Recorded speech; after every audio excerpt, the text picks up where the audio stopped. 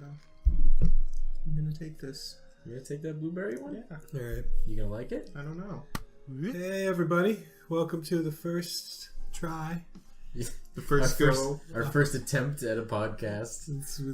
Welcome. It's going to be called Brunch Table. Yeah. The Brunch Table. It's Brunch Table podcast. It's Nick's baby. We're trying this out, Well, and it's gonna go good. I don't hate the blueberry donut. Yeah, it's just a blueberry muffin, but it's donut shaped. Yeah. So since this episode is probably going to come out right around Halloween. Probably the day before. Yep. Yeah, probably. Who knows, though? Who knows? We've said we were going to upload things many times. I think that the first question, as appropriate, should be... well, should we? We're going to have questions. Should we're we going to what? discuss questions is what we're doing here. What do you mean? Maybe we should explain that. Oh, well, it doesn't matter. Yeah, they're just talking points. Yeah. It's just a way to keep ourselves organized. Yeah, so we can This donut's a little crumbly. not be as awkward as we're being right now. What? Let's take one of these donuts. Um, We already ate a bunch of these donuts. Yeah, we did have a We donut. had a lot of other food. We had it's also taken like 2 hours to set this up. we also had breakfast sandwiches, but our hunger got the better of us, and we decided to eat those before we actually started recording this. So, I'm going to pose this question to Ed first. Then K-Bob. And myself. And we'll see what comes out of it. What is your favorite horror video game? I've never really played horror video games. I don't think any of us have. So, like, when I was a kid, my dad would just buy video games that he thought were interesting. Mm-hmm. And then I'd end up with them because they were bought for me. So, like, the earliest thing that I would call a horror game is, like, Conker's Bad Fur Day, because it's got that section with the zombies and the Resident Evil vampires. section? Yeah, the Resident Evil section.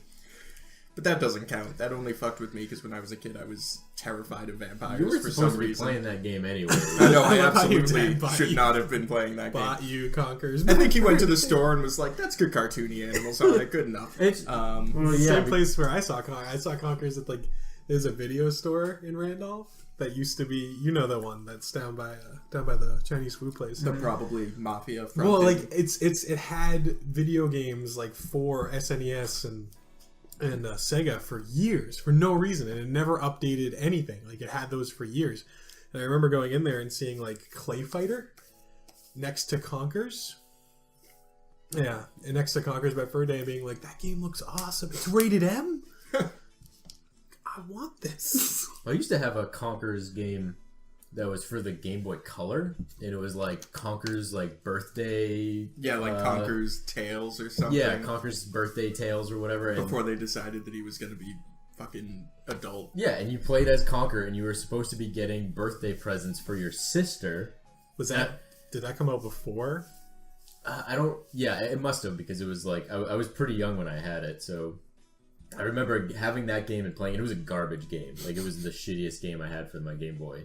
And then when Conker's Bad Fur Day came out and I saw it, I was like, "Oh, Conker! I know that from that shitty Game Boy game." And then I had that same like reaction, like it's rated M. Yeah, it And was they weird. just change what ratings mean. Well, it's just like it was such an interesting thing because like every game that I've played up until that point has had that similar art style. So like since I was so young, looking at Conker's Bad Fur Day and seeing that it was rated M as opposed to like E or Yeah, I mean, it just used the rare style. Yeah, no, so, I know. like, following Banjo-Kazooie and, like, did it come out before or after Donkey Kong 64? It doesn't fucking matter. It doesn't matter. It because used the Donkey Kong same art 64 style. still came out, and I still got to play that game. So, like, Conker was just such a weird divergence. Conker's a cool game. It is. It's a cool game. Anyway, It's good. it's not a horror game. it's not It a has horror game. It has a horror And I never... moment. Like, the only reason I ever even saw that was cheats, so I'm not going to count that. That counts. That's the only way I saw it too. Well, this is what's my favorite horror game. Is that right? your No. favorite horror games? No, Like the no. 20-minute That was section just- from That Conker's was Bad just Fur a Day. tangent, if you will.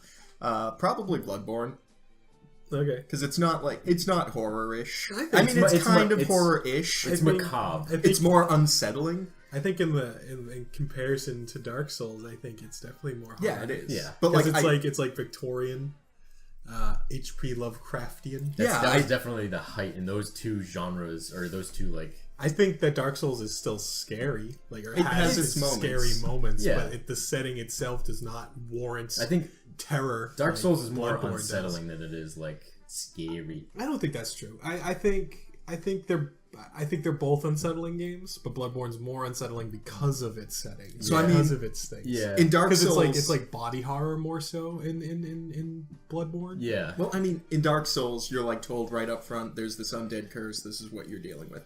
In Bloodborne, you're not told shit. You wake up in this weird infirmary, and a guy's like, I'm Doesn't gonna the dude, stick like, some blood in you. Yeah, is he like It's like, operating okay, on you? and then Does you he walk have out. eyeballs? I think he has eyeballs. I don't remember. It's been a while since I played There's like the a bunch intro. of like little baby things. Yeah, there's too. the They all- little messengers, I think is what they're called. It's been a while. They crawl cute. all over They you. crawl all over you, and they're like, "You're our friend." But then you walk into the next room, and there's a werewolf, and you're like, "Okay, this is a werewolf hunting game." And then as you go, you're like, "Okay, there's weird like floppy crows," and then This floppy crows in Dark Souls 3 too. then you like walk in. Like the first boss you see is this weird werewolf, and then this lady turns into a werewolf, and you're like, "Okay, this is werewolves." And then you get to this like temple, and something invisible picks you up and just throws you, and it's like, was that an Wait, invisible werewolf? I think that's based on your sanity. Yeah, I you was can reading see something it about if you're that. if If you you're- have enough insight. If you're more insane, Yeah. whatever insight means, you can see the thing that grabs But you. like as it goes, like you have no fucking clue what's going on. So eventually you're just like, okay, I don't think this is werewolves anymore because there's a giant Spider-Man who's been fucking me up for the last hour and a half, and it's just it's unsettling more than it is outright scary. I have the same feeling every time I start like a Souls. I haven't played Bloodborne yet, but I get the same feeling when I start a new Souls game, like where the very beginning when you start the game, I feel scared to like push forward. Like even though I have played all of them to completion, every time I start like a new one, I'm like, I don't know what I'm going to be. I don't know what to expect. So now I have that like, well, I got through this group of enemies. Am I going to get my shit fucked by the next group of enemies? And I'm hesitant to continue forward because of that. And it isn't for like a few hours where I'm like, all right, Yeah. I can progress normally. I think Bloodborne and Dark Souls both do a good job of like there's a lot. It's bark and bite mixed together. Yeah. You know what I mean? So like a lot of horror games are like your only route in a lot of horror games is like you run and you hide in like a locker and you wait, and that's the mechanic, you know. Yeah. And there's no way of you really fighting back, so you just kind of get used to that sort of mechanic. Whereas in Dark Souls and Bloodborne, some other games like that, it kind of backs up its frightfulness. So if something does scare you, it's a hard thing to overcome. Right. There's So- also the fact that like they'll build up to things. Like you hear about, like for Dark Souls 1, you can find items that it's like, this is Havel's ring. And then you find Havel and it's like, okay, he's a big deal. And like you can hear about these monsters, like, I think it might reference the, like you hear guys talking about like the Taurus demon, and then you fight the Taurus demon on the bridge, and it's like, okay, this is that guy that guy was talking about. Yeah. So it like builds up to things. In Bloodborne, there was a section where like there's these brain monsters, and you can't see them at first, but for some reason they can still affect you. So like, you'll just be walking along and this meter starts building up, and eventually you just die because these things are affecting you. Oh, from the ones outside. that are on like a bridge or Yeah. something, and there's like piles of bodies or whatever. Yeah, so it's just like, what the fuck just killed If me? they And look then- at you Yeah. for extended periods of time, So, yeah, do you have to range those dudes down? ranging them is easier. Can you fight them? You can. They affect you more the more insight you have. Really? Yeah. So wait, are they like in Dark Souls 3, the prison ladies, the ones that hold up the lanterns and they like? They're more like the fucking basilisks, because they affect you with a status. They don't outright hurt you. Oh. They inflict like insanity on you or something. All right. So yeah, Bloodborne. That's Bloodborne's my number one. yeah. Number one. Because I scary. don't really play horror games, Horror but game? Bloodborne's creepy, spooky. Okay, Bob, what's your favorite horror game or horror I think thing? I don't know. I'm split between Resident Evil 4 Is that for the and GameCube? for the GameCube and The Last of Us. Okay. I think I'm leaning towards Resident Evil 4. I think Resident Evil 4 might have been actually. I mean, don't get me wrong, Last of Us is a scary game, but Last of Us never hit me as a horror game. Yeah. It hit me as like a first-person Post-apocalyptic. action like survival game. Yeah, and like it just happened to have zombies. Yeah, and I think Resident Evil 4 was one of those games. Like I played it when I was like, when did that game come out? Like 2004. Resident Evil, I have no idea. I remember being like early teens. Yeah, it was like high school. Yeah, even before that, probably. I think it was like maybe the transition between middle school and high school for us. Maybe. But yeah, I just remember playing it, like sitting there with my tiny little like 13-inch barely color TV in my room with the lights off, and just like, because I never at that point I never played a Resident Evil game, because I think I played like maybe the demo of it once, because Resident Evil was always one of those games that like they had like the first level of it on those stupid little PlayStation 1 discs that you got came in out of the magazines. So I think that was like my only exposure to Resident Evil before Resident Evil 4. So I had no idea what to expect with Resident Evil 4. I just knew like you're a guy with a gun and there's zombies. But like I think Resident Evil 4 was the first time where they weren't like apparently zombies. Like Resident Evil 1, you go into a house and then there's a dude whose skin is rotting off. Yeah, they were like gray men. You look at it and he looks at you, he's like, oh, it's scary. And 4 was like they weren't as zombied, right? They were like humans. Yeah, like almost. So like I think like the first exposure to the zombies you have is when you come up on like a lady and she just looks like a normal lady. It's like she's sitting there with her rake or broom or whatever. She's like whatever. And you whatever his name is, Leon, I think he is the main character. Professional, Leon the professional walks up to familiar movie. Yeah, he walks up. He's looking for Natalie Portman. He's like, "Hey, have you seen Natalie Portman?" She turns around. She like starts attacking him with like a butcher's knife or something like that. I remember that part being scary because I thought that it was going to be like you walk into a town and there's going to be normal people there, but then also zombies are going to show up. I was not expecting like you go there. There's a group of there's a village of people. Those people are already the zombies, but they don't fucking look like zombies. Yeah, because they technically weren't zombies. They were like they were like tentacle men. What? I don't remember anything about Resident Evil 4. Yeah, I played Resident Evil 0 for the GameCube for like 10 minutes, but there was this part where like you're on a train for some reason. What's that Mist game? Silent Hill. People like that, right? Yeah. Yeah. Two zombie dogs jump into the train, and it spooked me, and I was like, nope, I'm out. Yeah, I think like the first time you shoot someone in the head. I think in Resident Evil 4, you shoot someone in the head, their head explodes, and then tentacles like fling up and start like waving around. Oh, Japan. It wasn't as sexy though. It was just it was just scary. And I think Resident Evil 4 was on sale. Like maybe this time last year, Resident Evil was on sale for like spooky sale, Steam spooky sale. It was spooky sale. And I was playing it like in the basement. I think I was still living here. Played it in the basement, and I got like 20 minutes in, and I was just like, all right, I don't think I'm in the mood for this right now. Was it scary? I was unsettled. It wasn't as like scary as it was when I was a kid because I like kind of knew what to expect this time around, but I was still just like, I don't want to keep going because shit's gonna happen and I don't want to deal with it. Yeah, I've played a little bit of Resident Evil 4. I hated it. Not because it was scary, because I hated it. I hated the controls. I hated what my guy looked like. I hated it. I hated Is that Resident Evil 4? Yeah, the fourth one for the game. Because people often. I think I played it on the Wii. I think it was. Did it end up on the Wii? Maybe. Was there a weird like motion control version on the fucking Wii? It might have been. I know there was a chainsaw controller for the GameCube. Oh god, I remember so that. Fucking stupid. It was so stupid looking. No, but it's just like I think on the Wii. I think Resident Evil 4 was re-released on the Wii because it had a decent reception on the GameCube. I think. Maybe I'm thinking of a completely different one. And it had it was. It had like motion controls in it. I just remember wanting to hang myself. Well, maybe in an actual horror fashion.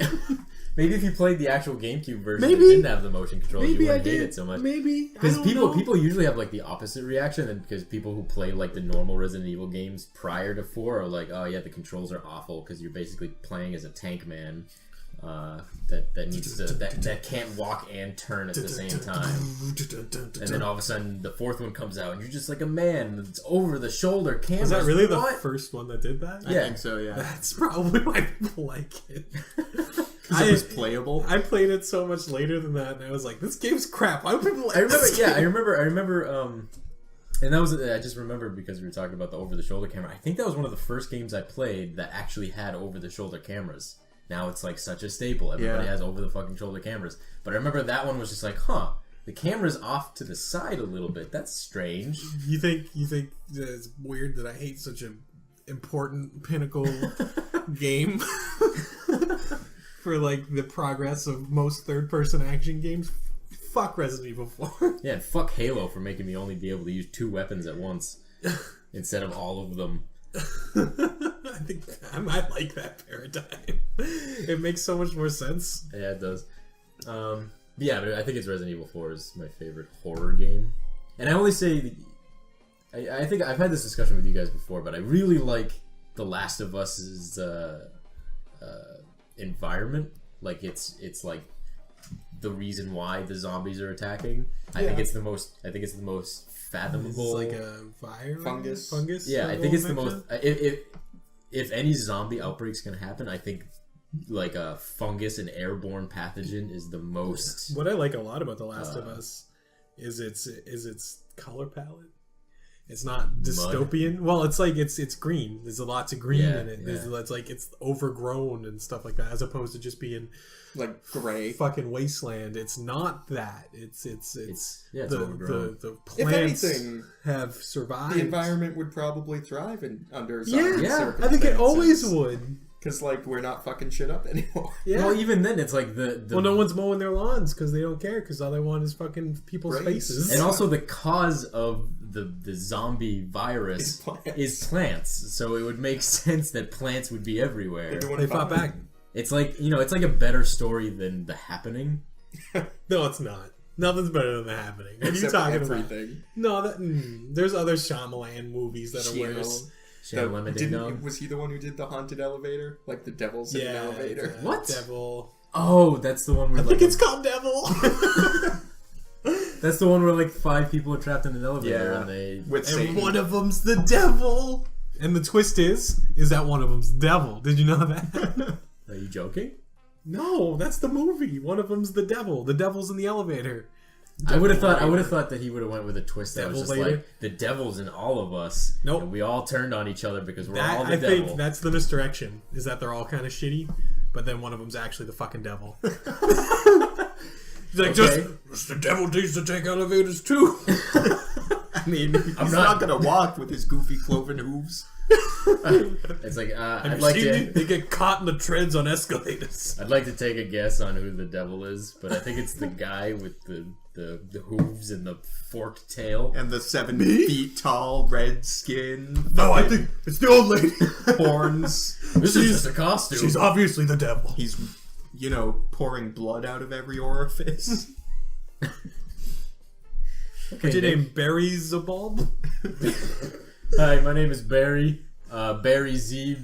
Bulb. I'm Lord of the Flies, everyone. Alright, so me and Ed have given our opinion. I honestly don't play horror games. I like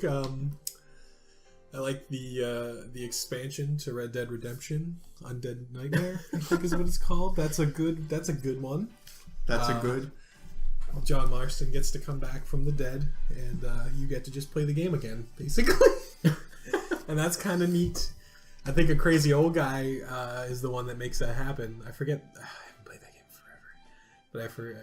He grabs some sort of like Aztecian ancient tablet, and the zombies come back. It's not my favorite horror game because it's not scary. You play a zombie in it. It's not. It's like, if anything, it's more funny than anything else. Like, I remember laughing a lot playing that expansion. It was because it was goofy. Because you're not fighting. There are zombies, and you do fight against them in like that horde mode thing. But that's not scary. It's just horde mode. I don't know. Like you asked the question. I did ask the question. You had more prep time than we did. Knew. I was like, I don't know. I played Slender a bit. And I am like in the weird renaissance of like these when like it was popular one shot. Well, no, like the renaissance of like one shot horror games. These one note horror games that came out, like Amnesia, which I think is a little bit better than Slender, but like Amnesia. Well, Amnesia was made by like an actual company. Yeah. These like first person quasi short puzzle games that have a thing that kind of just chases. Yeah, you. yeah. I think those are legitimately pretty creepy, just in general. Those are the games I loathe playing by myself in dark stuff, in dark rooms, because like they're legitimately scary. Yeah, I think those games know how to not overdo it. Yeah, it's because weird. like I've seen a lot of like horror games where they just throw shit at you, like throw shit onto the screen, and it's just like a goofy picture, and it's like that's not scary. You're just subtlety helps. The thing what Slender did, I think, really well is like it was the knowing that he was behind you, like you know that, yeah, and like you're terrified to slightly turn the camera, just even though you know all it's gonna do is. And then the game shuts off, which is cool that the game actually turns off. Like it doesn't just boot you back to like a pause screen. It like fucking control deletes the game. Yeah, I don't know. That was weird. You need a minute? No, I'm good. It's just that Slender's. I thought Slender did it very well because like you walk around in a forest looking for things, all you're trying to do is collect pieces of paper. But you know that Slender's behind you, and if you turn at the wrong time, or if you look at him and you see him, and you're just like, shit, and you book it, and you know that he's caning on you. It's just this knowing. Well, you played the original, right? Not the one that had the multiple levels. So I remember going over to Nick's house years back when Slender was like a new thing. And I remember sitting down and Nick's like, oh, have you heard of this new game, Slender? Like this like fan-made game, Slender? And he's like, you were like, I've been hearing a lot about it, so I downloaded it, but I haven't played it yet. So I was like, oh, neat. So you had me play it. And I remember, I was scared. Yeah, so I was sitting there, I was playing it, and then I got to the point in Slender where I found a gun.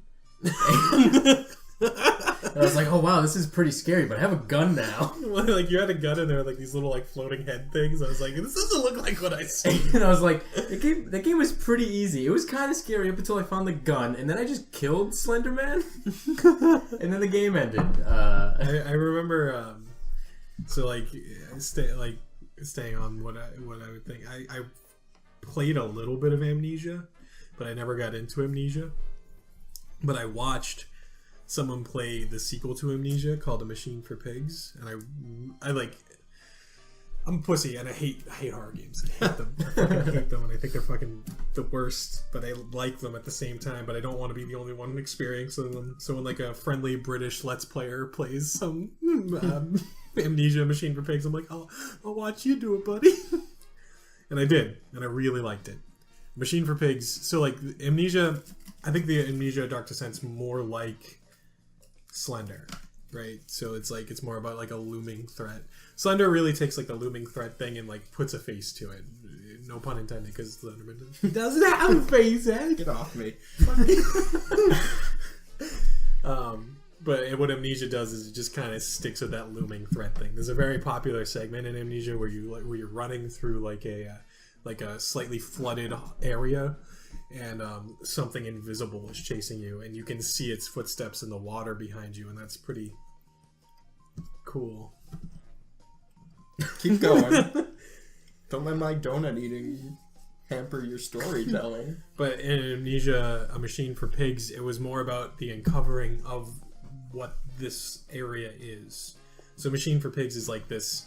It's more Lovecraftian. It's more like a dread as opposed to like something being scary. So like the world is changed. There is some sort of looming presence that is difficult to overcome. You know what I mean? It's more of a dread than it is a scary. So it's something that's hard to describe. It's just this feeling that like it's futile. It's hard to overcome. It's something that you can't change. It's something that has been for a while and probably will always be. And you can't stop it. Basically Lovecraftian shit. Yeah. Like Cthulhu, you can't stop him. Can't fucking stop Cthulhu. Can't stop Cthulhu. Can't stop the beat. Can't stop, won't stop. Can't stop, won't stop. But you definitely can't stop the beat. Do you not stop Cthulhu in Call of Cthulhu? I don't know. I know they're not in Call of Cthulhu. But usually it's like about stopping someone from getting Cthulhu to show up because you can't stop Cthulhu. There was not the video game, but the board game, Arkham Asylum. Yeah, but wasn't it about?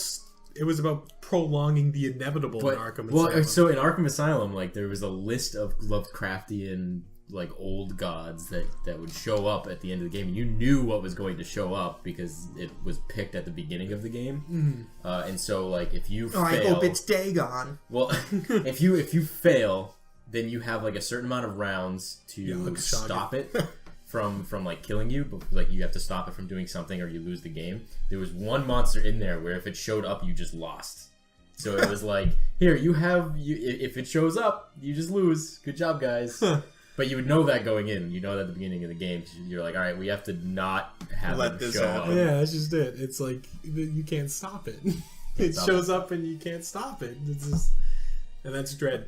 And that's like 6 hours. That game takes so long. Yeah, I actually don't like Arkham Asylum. Yeah, if it was shorter. Mostly because it takes forever to play. We went to like a friend of ours from college's house to play it, and we had planned to play that and a few other board games. We were gonna have a board game night. We just played Arkham Asylum for like 6 hours and didn't even finish it, if I remember right. Yeah, we had to like leave because it's like, oh, the last trains are leaving now. We should probably hope to get on them.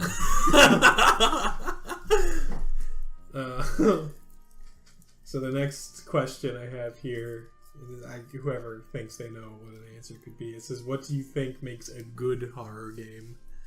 Ed, I'm asking you actually. Oh yeah, you I'm turned gonna and looked at me. redact previously on whoever. Ed, what do you think makes a good horror game? Oh well, let me. Like I was saying, I think subtlety helps. I saw that. Everyone saw that. No, they probably did. Like I read an article that someone wrote. It might have been Yahtzee about Yahtzee's important. Zero punctuation. About they know. About There wasn't a horror board game games. that wrote the friggin' I know. Well, someone out there might think like Yahtzee, you roll dice. About horror games, and one of his points was like, so in a lot of games when you get into a confrontation, like more intense music starts playing, because like that's what you do. The music like helps drive the combat, and you know like this is important. And what a lot of horror games do is as soon as you're into a situation where there is a monster around, the music will start like amping up. So like even if you're walking in the woods, the music amps up and you know that there's a monster around. So like that takes away from it. So I think what would help is not doing that. Like maybe having music drop out completely. Or like have it maintain the same level. You don't want to do any change that's going to lead to people being like, okay, there's definitely a monster here. Mm-hmm.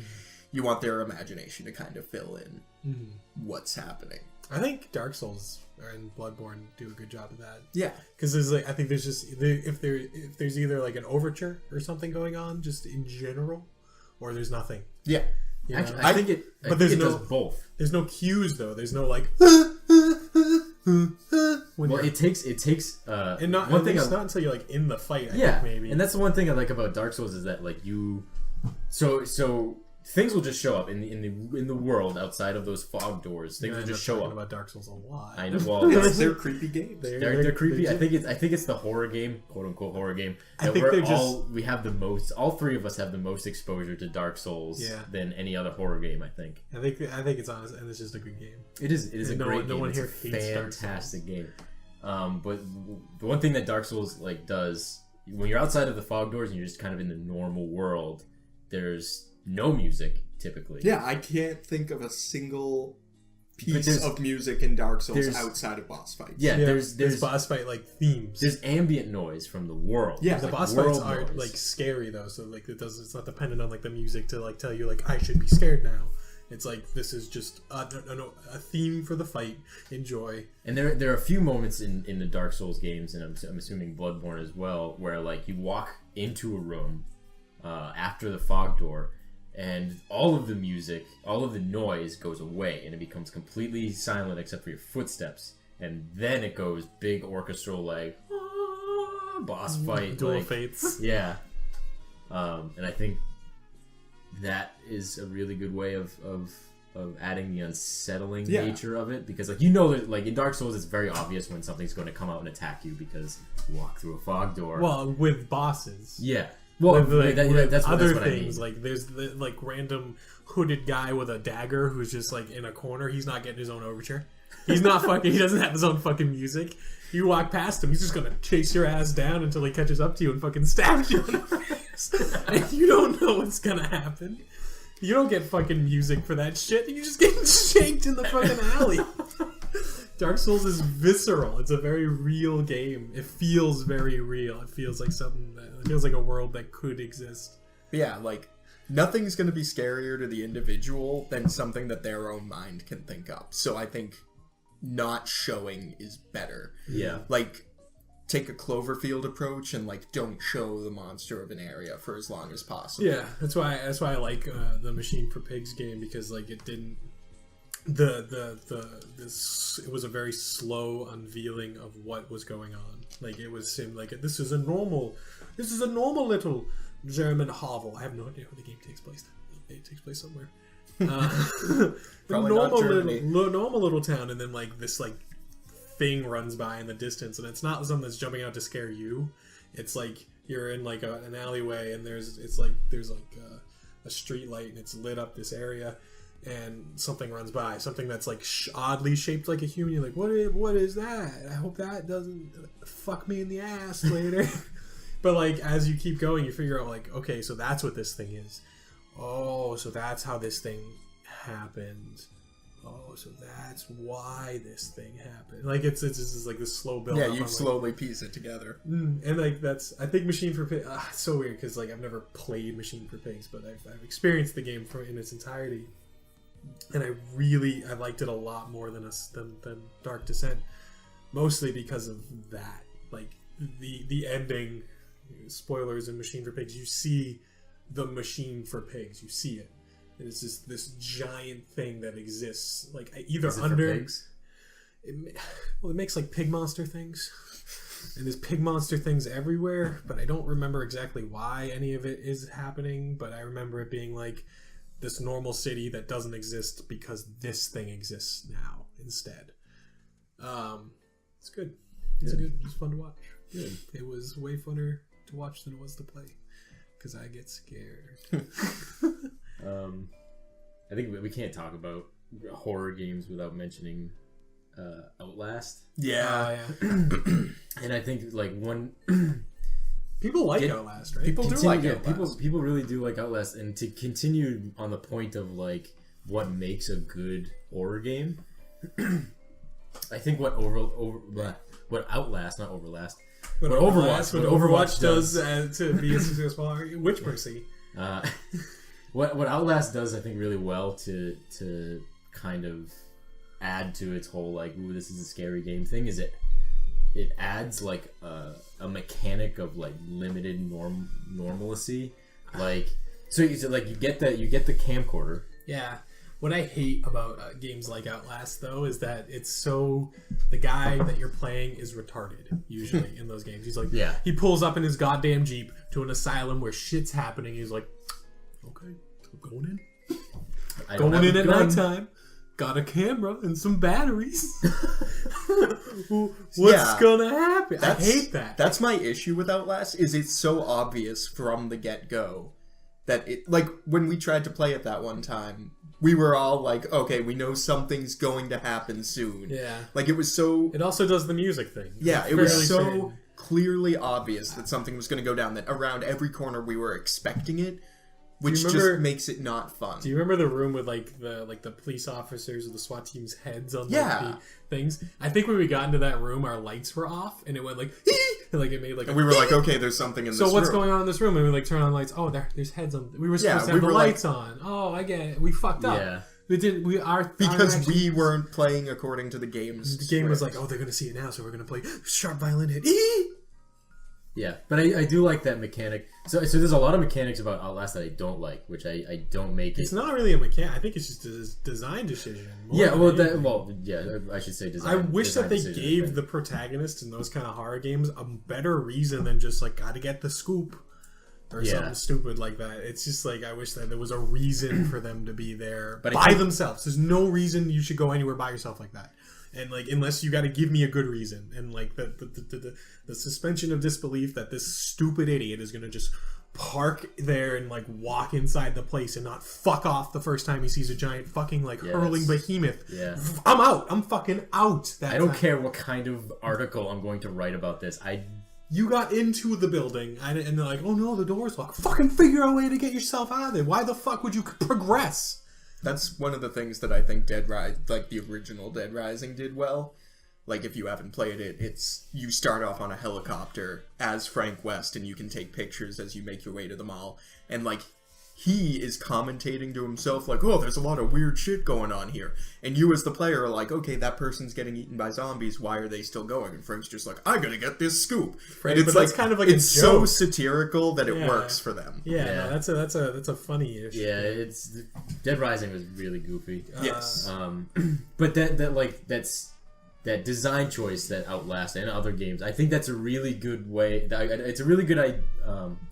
What am I trying to say here? It's a really good horror design when you like have this normalcy, this sense of normalcy that can be taken away based on the user's input. I also like that, but Like when you can see the world normally through this camera, but you'll run out of being able to use that if you use it for too long. So you have to kind of put yourself into this alternate visual world that scary shit will come out at you.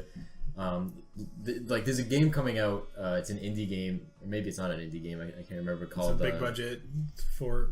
I think it actually was made by the new team that's like made up of people that made BioShock. Like after Ken Levine closed down. Is it that one where you're blind? Irrational. Yeah. Is that out yet? Shit, what's it called? I don't remember. Blind BioShock. I can't remember what it's called. But yeah, there's a game where you play as a blind woman and you can kind of see the world normally for a short amount of time, but you do so by like clicking the ground or like tapping a thing. Perception. And I like that a lot for a scary game because it's like you can see the world normally, but it's only every once in a while. And when you're not seeing the world normally, that's when shit'll get you. Yeah. Well, like back to what I don't like about not enough Andre 3000. That's honestly true. Since you said Outcast instead of Outlast. Back to what I don't like about the magnanimous rap group Outkast. They should drop the other guy that's not Andre 3000, clone himself, and be double. Andre 6000? Yeah, Andre 6000.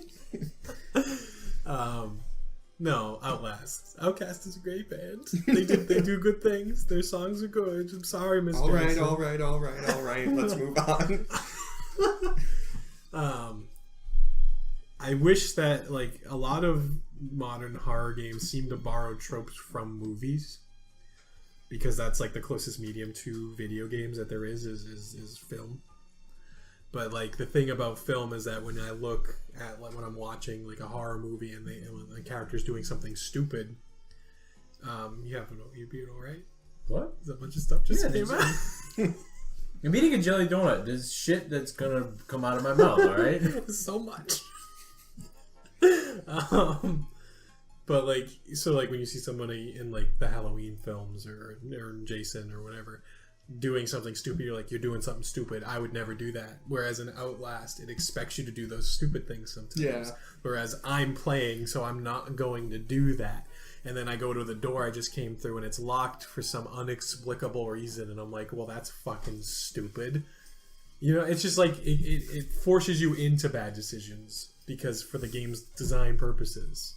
I just wish that more games could give me a better reason for what I'm doing, because a lot of horror games just either plop you in there, which I think is the best approach, like plopping you into a situation that you don't understand, or give you a very, very, very weak reason for you being there, a la Outlast. Yeah. Like I was saying, my problem with Outlast is that it's so blatantly obvious that there's something wrong and he still progresses. And I don't remember the setup for Outlast, really. Does he just hear stories that there's shit going on there? I feel like it might be something to do like with his sister. She might be I don't know. A person that went there, I don't remember. I think with proper setup, it could be better. Like, if instead of just going straight there at night, you go to, like, the people who run the what if someone... asylum. But, like... And they don't like you asking questions, and they knock you out, and you wake up in the asylum. Or you're like, you've been poking your nose to head around, and you go to bed, you go to sleep in your own fucking bed, and you wake up in the asylum. Yeah, something like that. Like, the unexplained reason for you being there, because Yeah. why would anyone make the conscious decision to do something that ridiculous, or Right. that's stupid? And if someone does do that, that instantly pulls me out of the game, because I wouldn't do that. But, like, I can't stop somebody from stealing me in the night, so I'm like, whoa, that's creepy as shit. Yeah. We should write for Whoever Outlast. makes Outlast. Who's out? Yeah, we'll write Outlast. I think too. they're probably doing fine. We'll get Andre they- 3000 they're for like the it. sequel to Outlast. Wasn't Outlast an indie game? Yes. I think so. But it was like a very popular, Yeah, high budget indie yeah. game because its graphics are very good. Yes, it was. Yeah, it's a good game. Or it's not. It's I'm okay. going with yes. It's It, an okay. it has good horror tropes and bad horror tropes. Yeah, it's kind of like an amalgamation of every horror thing. Yeah. It's like what people expect a horror game Yeah. to be. But like And like the gameplay just wasn't great. I would Outlast is a horror game, people get scared by it, but from the short amount of time that I actually played it, because I didn't play it all the way, I only played about, I don't know, maybe like an hour or two of I it. think we all are about an Yeah. hour or two. Into Yeah. the game. I didn't like how crappy the actual game was, because like you said, you go through and you have your camcorder. You can either see through the camcorder or not, and you see through just the dark rooms and stuff. But then like when shit actually starts happening, your only form of retaliation is hiding. So like a lot of the game is spent like, oh shit, there's a guy in here. Let me go hide in this locker and hope he doesn't find me.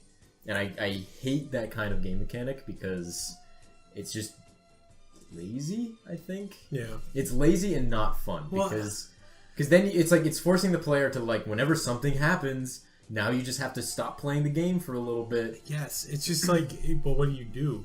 it's supposed to that's the thing. You're supposed to feel yeah, helpless. you're supposed to feel powerless in these sorts of situations. So I think okay, and this the is like fucking guy ran headstrong into that fucking asylum, though. Fuck him. so I completely understand that these are like two very different. They're both horror games, but they're both very different styles of horror games. But I think Dead Space did that kind of helpless feeling really well. Dead Space is Dead Space is a legit horror game that I think well the is first very one good. they kind of became action like a games. third-person action adventure. If I'm still torn between The Last of Us and Resident Evil 4 being my favorite, I think Dead Space is definitely my second favorite horror video game. Because I think and that is one of the horror games that I did play to completion. Yeah. Except for Outlast, or because I didn't for Outlast, I should say. But I think Dead Space did a really good job of being like, here's a gun, here's a bunch of guns, you're still helpless. But yeah, but like Dead Space at least gave you like outs, and you didn't feel stupid. Yeah. Like Dead Space never. I didn't play all of it, but like I do like it, and I respect Dead Space. Dead Space I never felt like I was helpless. I never felt like the decisions I made were forced upon me because my character is stupid. Yeah. I felt like the decisions I made were if I fucked up, it was my fault, not because all I could do was hide in a locker, or all I could do was do this certain thing. I felt like there was more puzzle solving. There definitely was. There was more. I felt more equipped to deal with the situation, even if I was helpless in certain situations. Yeah. Like And there were a it lot was- of times in Dead Space it was where a fucking good idea. It was like a legitimate like setting that was cool. It had a cool aesthetic. It had a cool main character. It was like he was a fucking what? He was a miner or some shit like that. Shut the fuck up! You're right. Shut the fuck up! What are you You doing? might want to mute that. Sorry. But I like the motivations for Isaac Clarke being on the ship. I think that was really good because he was throughout the entire first game, he was only there because he was tricked into going there because of like, I mean spoilers for Dead Space, but like his girlfriend was killed and was taken over by like a brain The slug. thing, And so he was basically tricked by his own brain and like whatever corruption he had inside him to go to this space station with a bunch of other people to try and like save his girlfriend. Yeah. Which ended up she was dead the whole time. Yeah. Like, It's good. Well, it also like kind of separates the decision making when you have better characterization, because like in Outlast, the character is what it is. It's a guy going to a place because he might be I think he's a reporter or something. yeah. I forget if there's any deeper motivation, but if there is, it's paper thin. Whoa. Ooh, take that, Outlast. You could suck my dick, snowball microphone. But Isaac Clarke is a character that grows and changes and exists with and coincides with the story in the world that's happening. And that's so much better because like it allows you to get into his mindset as opposed to having to make up your own. Yeah. If you're going to with like the bare minimum, bare bones approach to a horror game where it's a first person like puzzle game, basically, that's what I think the epitome of horror games are right now, is a first person puzzle game. If you're going with that approach, I feel like the only real way of doing it is to remove the decision of you getting there. Like, don't show me pulling up to the asylum. Don't do that. Drop me in an area, make me figure my way out of it. Just like Amnesia Dark Descent did, and just like fucking Slender did. You're just in the woods, and they go, run, go. Yeah, it wasn't the whole point of Amnesia, the first one, that you just woke up and you had no idea who you were and why you were where you were. It's almost like the title of the game implies the main plot device. Nice. Yeah. Okay, I think that covers that one pretty good. Yeah. No. Yeah. We. What time we at? We got some time. That's So legit. So, what do you think is in store for the future? Oh, it's not exactly what it says, but I'm changing it. Fuck! Stop reading my notes. Jesus. You left them in view. What do you think is in store for the future of horror games, Ed? I mean, I don't really see it changing. I do, but I will get to that and see if K-Bob does. Like, I think that... See if you figure it out what the right answer is to this fucking... I think that the games that are successful are all of the same type, and they're not going to change that for a while because they don't really need to. I mean, with VR, I think it's going to have that... Fuck you, that's the answer. It's going to have that level reality. of integration that will make you more scared. Yep. I think VR is really... It's going to be the same style of game, I think. I think so too, but I think VR is really what's going to change the landscape for most horror games in the future. Because like it can literally take that dropping you in thing, and if there's a smart horror game thing, it might even implement like it's a VR thing as well. But I mean, I honestly think like if Five Nights at Freddy's came out we like should talk more about that, 5 years later, I could see Five Nights at Freddy's being really good if instead of give it a year. That's actually pretty legitimate. I think Five Nights at Freddy's, because Five Nights at Freddy's it kind of feels almost like it's a point and click game. It's a point and click adventure game basically, and but it's very immobile and everything kind of seems like it's like each individual screen is a drawn screen. Yeah.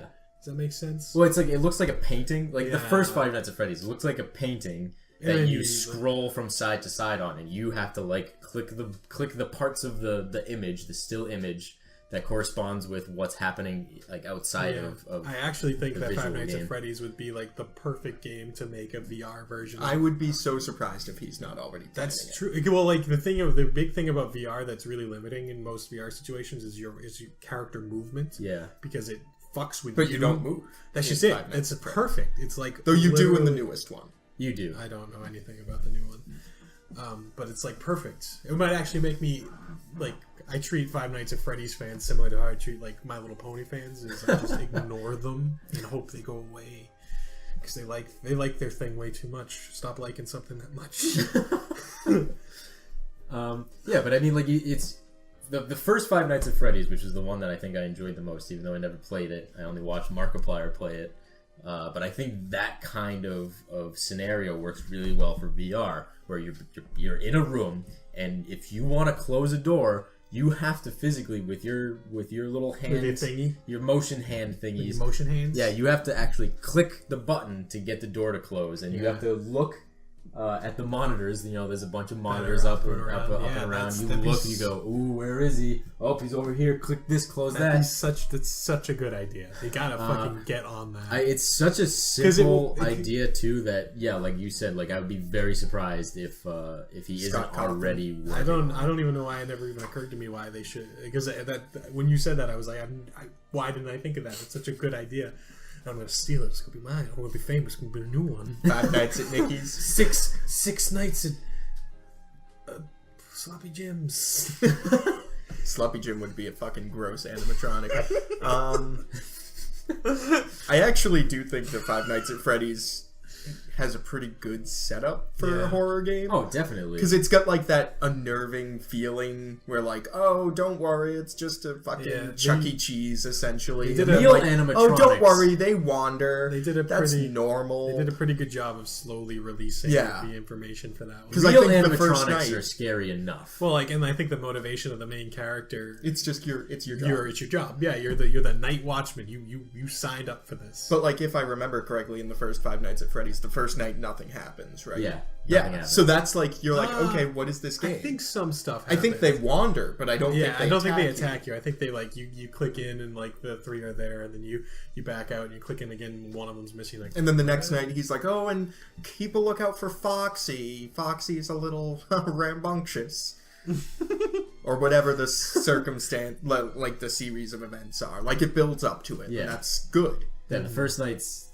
Yeah, the first and second nights are kind of like the setup, and then the rest of it's like, oh shit, now I have to really... Yeah, I mean, like, all things considered, I know that Five Nights tends to get a lot of hate from the outside of its fan base, but I think it's a good, solid game. The first game I think was I don't want to call it revolutionary, but it almost is. I think it's close. It's like it grabs a paradigm and really makes it its own sort of thing. It's a very concise game. It feels really like tight. Yeah, it's a simple concept, and if you're none of the mechanics don't interfere with each other in a way that would make no sense. It doesn't feel gimmicky. Like, the whole game itself is a gimmick. Yeah, but within that gimmick, nothing feels gimmicky. Everything feels like this is how it's supposed to be, and these are my options, and this is what I'm doing. I've got to give that guy props for, like, each game has been different. Yeah. So good for him. I honestly, after the first one, I kind of didn't give a shit. I mean, I've never really given a shit because, like, horror games aren't my thing. But, you know, I've seen enough from each of them that I can say that they're each different. They seem solid in what they do. I think, like, as each game comes out and progresses and goes on, I think it crawls further and further up the creator's ass. Because, like, there's a lore and all this, like, subtext and all this other stuff in it that gets slowly built up over the game's release. And there's, like, this guy, like, the kid that was bitten by, like, the Golden Freddy, and that's, like, he's the crying puppet doll, maybe, or some shit like that. And, like, it just starts I would love clawing its way up the dude's butt. I would love to know if there's an actual concrete set of circumstances. No, I bet you what had happened. I think he might pull shit out of his ass. No, I think what happened was, like, the first one came out and it was kind of like a hobbled together, like, this is a good idea for mess of events that, like, didn't really have a coherent, like, backstory outside of animatronics started killing people. Like, did the first one even have, like, the weird Nintendo style mini games? No, okay. That didn't come out until the second one. Yeah. But I think so that the first game came out, and then people, as the internet people do, they started having their theories. Like, fucking Matt Pat started coming out with theories. A whole bunch of other people started coming out with theories, and so that caused, what's his name? Scott Cawthorn. Yeah, Scott Cawthorn. He was basically just looking at these and going, yeah, sure, I guess that's what happened. I mean, yeah, like, I don't know. Like, started coming up with the new ones that kind of followed this paradigm that the internet was coming up with. Maybe he legitimately had this idea. Maybe. I think it's kind of like God of War, where, like, the first God of War was made separate, and, like, that was the story that they had, and then it was so successful that they were like, okay, we can make more, and then they kind of expanded from there. Like, they didn't have the initial plans for, like, this is what's going to happen in God of War 2, and this is what's going to happen in God of War 3. I think it's like that, where, like, the first Five Nights at Freddy's was standalone, and then it got popular enough that he was like, okay, I can make more, and then that's where he tried to, like, bring in plot. Mm-hmm. Yeah. Yeah. which is fine. I mean, Yeah, there's nothing. it's literally I think- one guy sitting there think- making these games. I think it's normal. I think that's what you do when you. I honestly when you get think crazy more. successful. I think more things should do that. I think more places, like the movie industry, I'm sure they do it, but like I think they should do it more, where the fans are like, we want it to go this way, and they go, yeah, sure. No, I don't know. I think when the fan stuff kind of, because like a lot of the time the fans Are stupid? are the reason why Suicide Squad kind of sucks dick. They Yeah. showed the test footage to like the initial release to a group of test audience, and it didn't test well with them.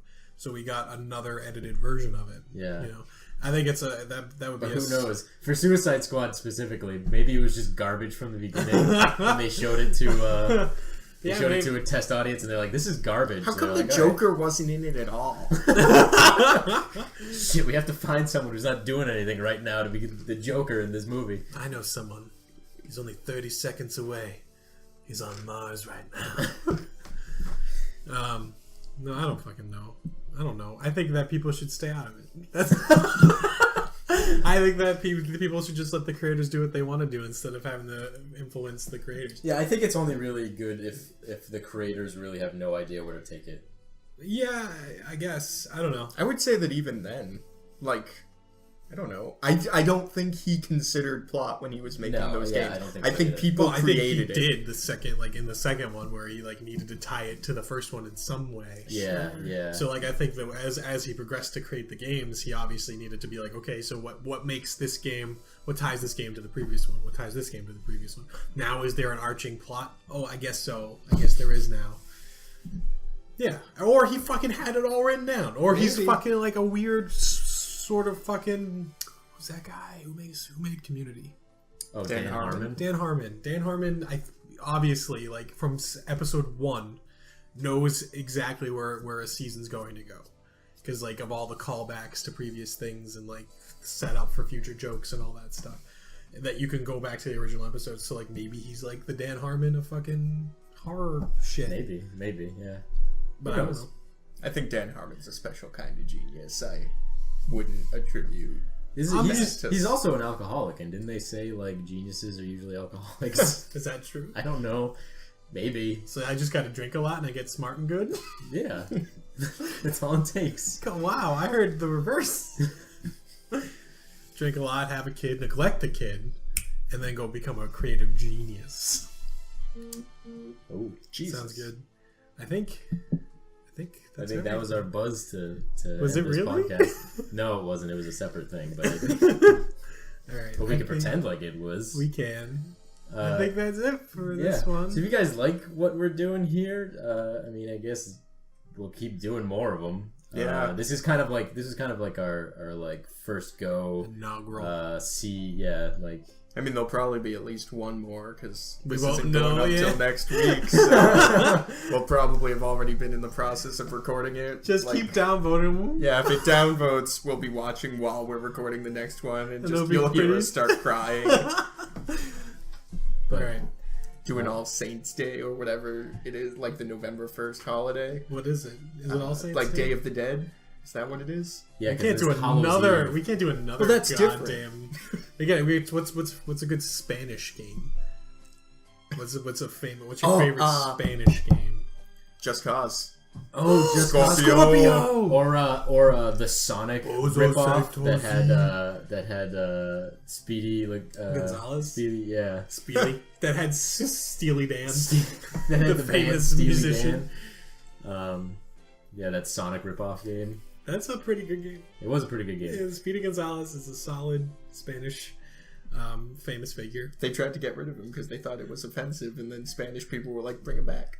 He's a little offensive. He's a little offensive. But, like- It's very stereotypical, but Yeah, Arriba, Andale, and then he books it. Yeah, just a little offensive. All right. Anyway, yeah. yeah. Well, I guess we'll. Ooh, I kicked the camera, but that's fine. But yeah, we'll see you in the next one, I guess. Maybe.